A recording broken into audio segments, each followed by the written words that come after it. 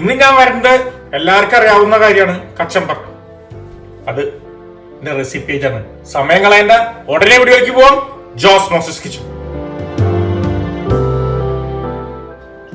നമ്മുടെ കച്ചമ്പർ ഉണ്ടാക്കാനായിട്ട് സബോള ഒരെണ്ണം സ്ലൈസ് ചെയ്തത്, അതിലേക്ക് 1 ടീസ്പൂൺ ഉപ്പിടാം. അത് കഴിഞ്ഞാൽ അതൊന്ന് അങ്ങോട്ട് നിരട്ടി പിഴിയാം. 5 മിനിറ്റ് വെക്കുക. അതിൻ്റെ ഉള്ളിൽ നിന്ന് വെള്ളം അങ്ങോട്ട് പിഴിഞ്ഞ് കളഞ്ഞ് ഒരു ബോളിലേക്ക് തന്നെ ഇടാം. പിന്നെ ക്യാരറ്റ് ഒരെണ്ണം അല്ല തിന്നായിട്ട് കട്ട് ചെയ്ത്,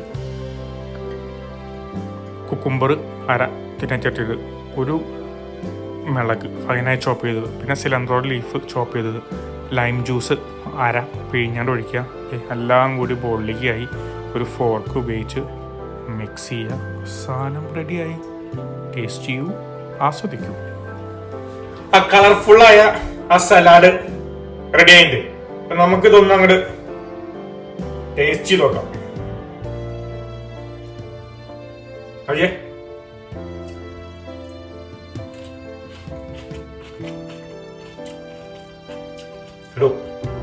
ഒന്നും പറയണ്ട, ബിരിയാണികൾക്കും എല്ലാത്തിനും അടിപൊളി കോമ്പിനേഷൻ ആയിരിക്കും.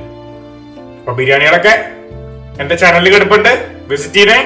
Okay, by.